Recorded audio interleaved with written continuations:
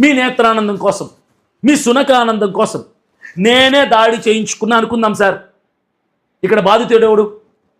బాధితుడు ఎవడిక్కడ? నష్టపోయింది ఎవడిక్కడ? ఆర్థిక నష్టం జరిగింది ఎవరికి ఇక్కడ? ప్రాణ నష్టం జరిగింది ఎవరికి ఇక్కడ? ఆరోగ్య నష్టం జరిగింది ఎవరికి ఇక్కడ? గాయాలయ్యింది ఎవరికి ఇక్కడ? రక్తం వచ్చింది ఎవరికి ఇక్కడ? వైద్యం జరిగింది ఎవరికి ఇక్కడ? నాకే. బాధితుణ్ణి నేను. నష్టపోయింది నేను కదా. కారు బద్దలైంది నాది కదా. రక్తాలు వచ్చింది నాకు కదా. గాయాలైంది నాకు కదా. నొప్పి కలిగింది నాకు కదా. ట్రీట్మెంట్ జరిగింది నాకు కదా. నష్టం కలిగింది.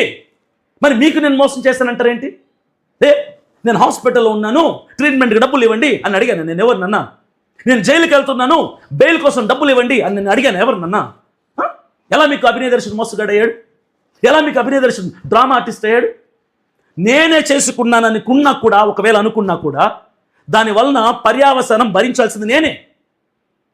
జైలుకి వెళ్ళింది నేనే, బెయిల్ పెట్టుకోవాల్సింది నేనే, ట్రీట్మెంట్ చేసుకోవాల్సింది నేనే, వస్తువులన్నీ సీజ్ చేసింది నావే, వాటన్నిటికి మళ్ళీ పిటిషన్ వేయాల్సింది నేనే, డబ్బు కట్టాల్సింది నేనే, కోర్టు చుట్టూ తిరగాల్సింది నేను కదా బాధితుడిని. అన్ని రకాలుగా నష్టపోయింది నేను కదా. మీకేంటి నొప్పి? అరే, గిరిజనులు చూసి నేర్చుకోండి సార్.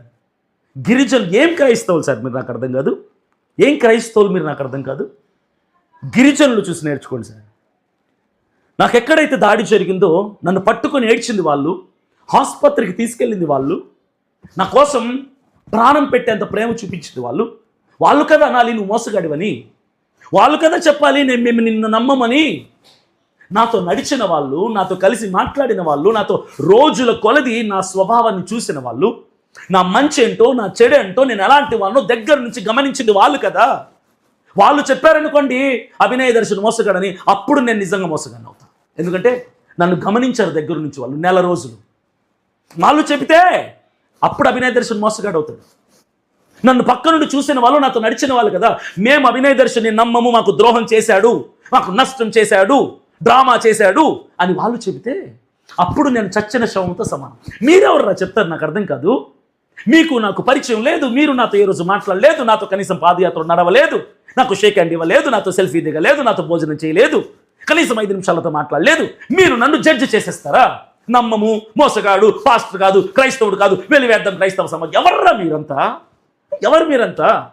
అదే పాడేరు నియోజకవర్గంలో ప్రజలు ఇప్పటికీ నన్ను గుండెల్లో పెట్టుకొని, అన్నా మీరు ఎప్పుడెప్పుడు వస్తారని ఎదురు చూస్తున్నామన్నా అని ఆనంద బాష్పాలతో కన్నీళ్లు కారుస్తుంటే అది నా విజయం. నా దేవుడు నాకు ఇచ్చిన విజయం అది. నా దేవుడు నాకు ఇచ్చిన జనం వాళ్ళు. ఇప్పుడు నాకు నేను